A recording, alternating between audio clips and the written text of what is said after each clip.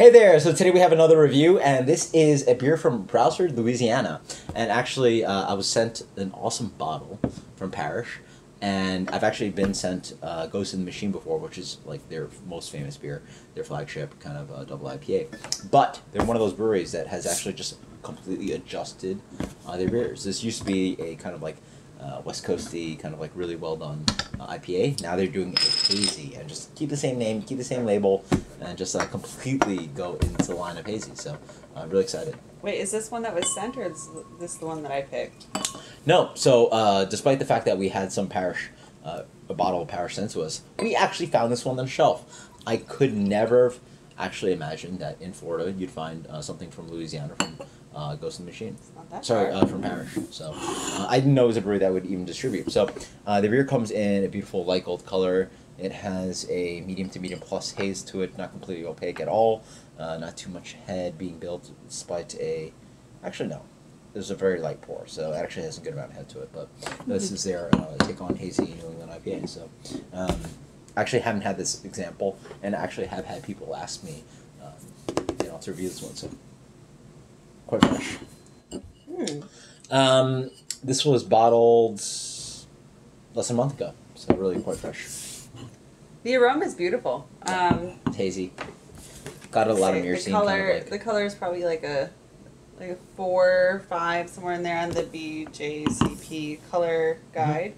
The aroma is nice. It's kind of what I expect from a hazy IPA. Love my hazies. Tangerine, kumquat, a little bit of lemon, orange peel. light grapefruit, orange peel. Yeah, Oily. absolutely. Yeah. A little bit of mango in there. Also, kind of even in the aroma is a bit creamy, watered down, citrus. I also get that green hop character coming in. That's the initial absolutely. attack I get. Despite the fruits being on the back end, there's a big attack of that greeny, kind of like hoppy, myrcene kind of thing. I almost kind of get like maybe some other Just like, non-citrusy fruit. Maybe Yeah. like apple or... No, not apple.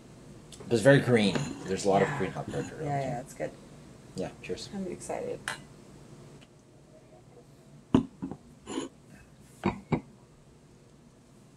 Ooh. Okay. It's got a really interesting front, middle, back Yeah. going on here. So, like, let me try this again. Right up front, I noticed, like, citrus sweetness. Yep. It's quite very, orangey. Very, very briefly. It's got a nice orange concentrate, orange juice kind of thing, just drying Right. down. And then in the Pineapple. middle, I noticed the hops, and then the back, it just dries right the fuck off. Yeah. I mean, it's really pleasant. Despite the aroma, just not too much of that green hop character, but it's quite intense. It hits around and then rocks on the back of the palate. Not my favorite flavor profile. I think it's nice when it's balanced into a lot of hop flavors, but it's a little bit medium to medium plus, a little bit too much intensity. Right? No, I like it. I like it. When it comes to IPAs, for me, Like chewing hops, a little bit of that. It's not bad. Some beers are really bad about it. This one has some amount of it. yeah, when it comes to IPAs, especially the New England style, I do really, really like juiciness, but I also really like rich, deep flavor. I feel like a lot of New England styles kind of fail somewhere in the middle to back, where it just kind of tapers off too quick. It ends on the juiciness, and that's it. So this kind of like, I like the fact that there is some really good some hop character to it, but not like overpoweringly so, and it's also like really, it's really like kind of like upbeat and friendly. Yeah.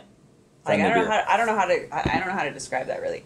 I enjoy this one. I guess my overall impression and rating on this one, this is really good. Parish seems to be, really up and coming with a lot of their styles. They're really, as Darwin mentioned, they're really like adjusting, I think, a lot to the market.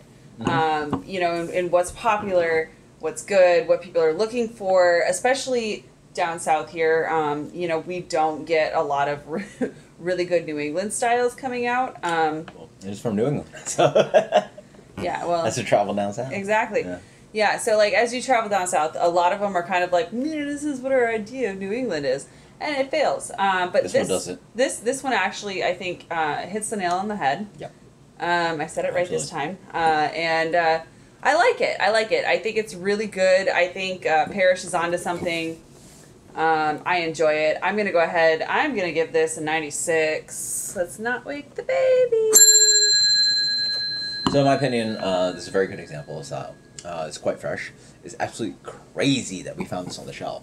This, I mean, if you can find this on the shelf, not a brewery release, this is by far in Florida the best New England I can possibly imagine. This is brewery release quality, which is quite weird that like the quality of New England has to stick to the brewery, which sort of makes sense in the sense that these beers can't really leave the brewery too far. They don't have great shelf stability, blah blah. They need to stay cold and all that stuff. There's so much dry hopping, all that stuff. So the fact that we found this on the shelf, it's even on the warm shelf. Yeah. But this was bottled about 3 weeks ago, so we kept it quite fresh, and it's absolutely fantastic. Even one of the things I want to mention is that like on the edges, you'll see that the beer is actually not completely hazy. It actually might have been, centrifuged or cleared out quite nicely. It's not completely opaque, and that helps the beer out. There's a beautiful kind of OJ character to it. Mm-hmm. It played with maybe a little bit of complexity of kumquat, pineapple, etc., but it has just a beautiful citrusy, great pulpy vibe to it. Mango, that's what it was. Yeah, there's a complexity of tropical fruit, but in general, it is orangey concentrate, Minute Maid, orange juice pulp. I like this. 10 out of 10. Yeah. Would buy this again, even off warm shelf, Yeah. if it's 3 weeks young. Beautiful orangey character, a little bit with that kind of character of smelling, but not that too much of the green hop qualities. And as it warms up, it gets a little bit more juicy. The malt bill is quite hidden. It's dangerous for a double IPA, and I like the fact it's slightly touch.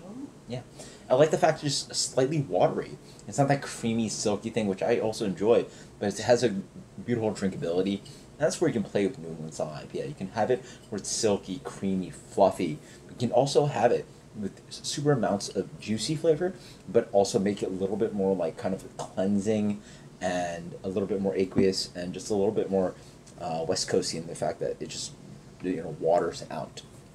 The malt is not there, obviously, and then there's basically no bittering on this one other than maybe a little bit of that green hop character lingering on the background. This is legitimately a great I New England did not know IPA. this was a double, though. This for me gets a 97. 97, fantastic.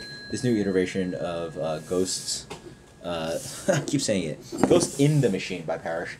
I've highly recommend it. I don't know if you guys can find this on the shelf. If you can't, trade for it. It's fantastic. Until next time, guys. Cheers. Later.